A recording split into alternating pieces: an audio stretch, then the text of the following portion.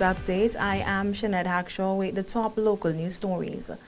The inspirational economy, the black economy, the orange economy, the blue economy, the green economy, the golden economy, the silver economy, the white economy, and the purple economy are the 9 areas of focus for this year's GECU Miss St. Vincent and the Grenadines Community Service Project.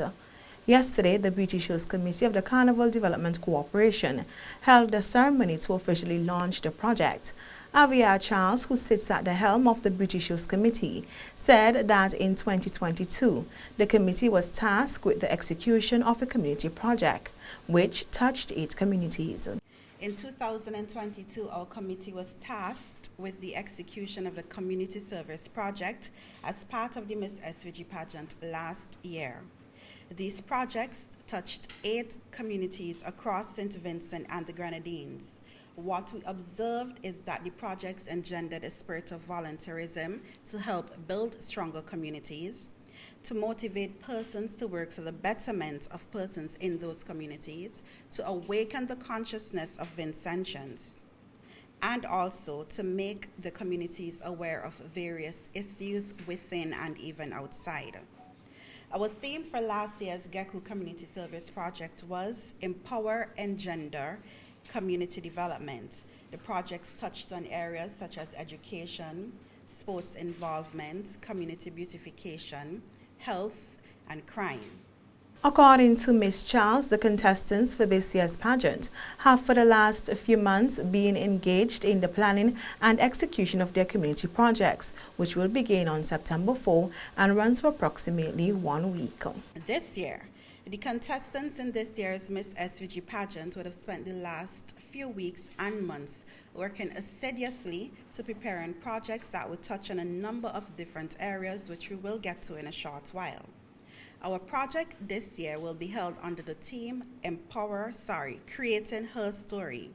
This year's theme not only reflects our trust towards women's involvement and empowerment, but it also raises light, or it highlights the different economies as articulated in the global arena for development.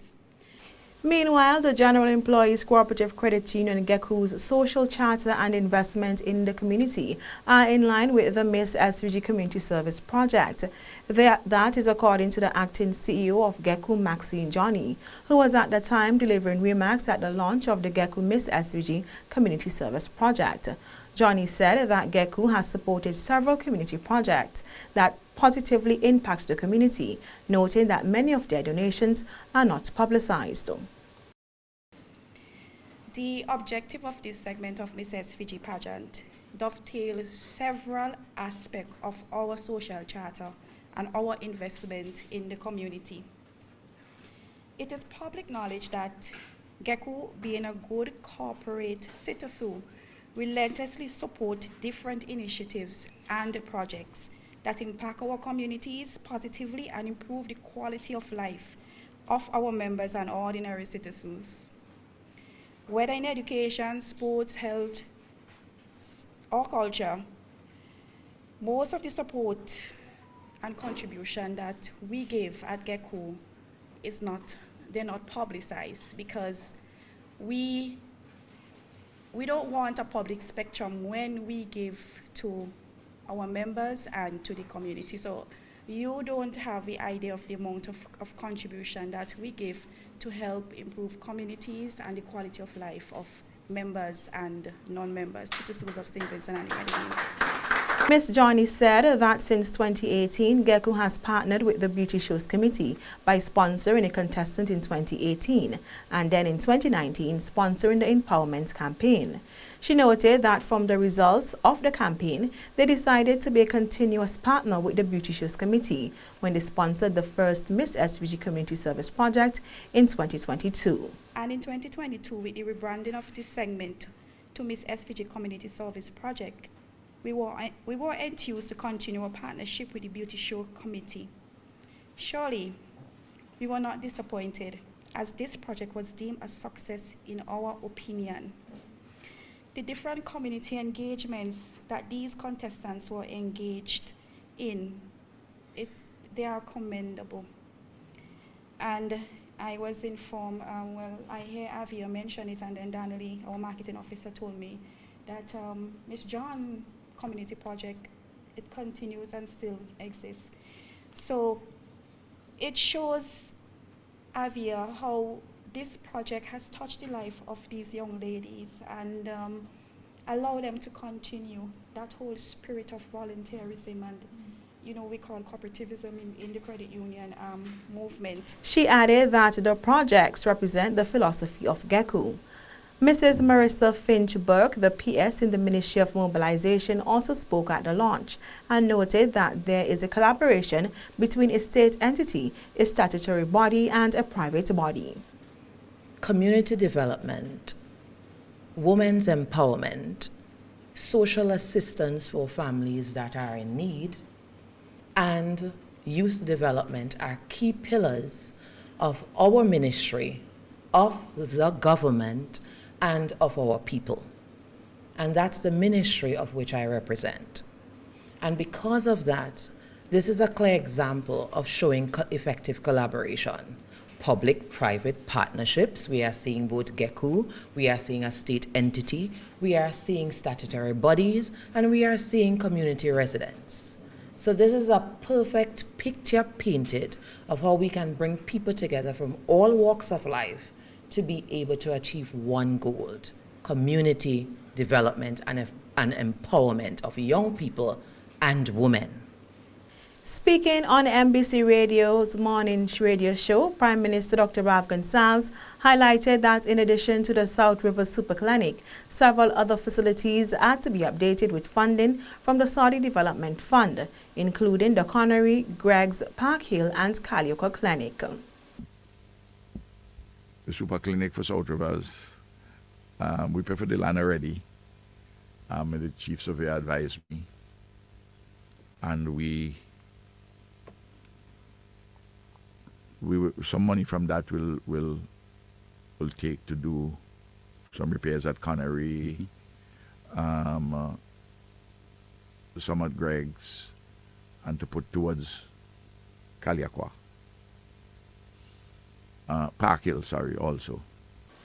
He further underlined that sporting facilities, housing infrastructure, health facilities and resilience projects, amongst others, are being considered for possible funding by the Development Fund, which are to be discussed at Cabinet. So these are project concepts for the Saudi Development Fund. These are additional programs, additional projects in different areas where we're seeking funding for. The broad areas are enhancement of sporting facilities, like for instance, out for the Annisvale Sporting Complex, housing infrastructure, rehabilitation and construction of public buildings, primary and secondary schools, police and coast guard facilities, some healthcare facilities, and integrated resilient infrastructure projects like feeder roads, river defense, coastal works, and some Argyle infrastructural works at the seafront, which had been in process for some time. Some has been done and more needs to be done. So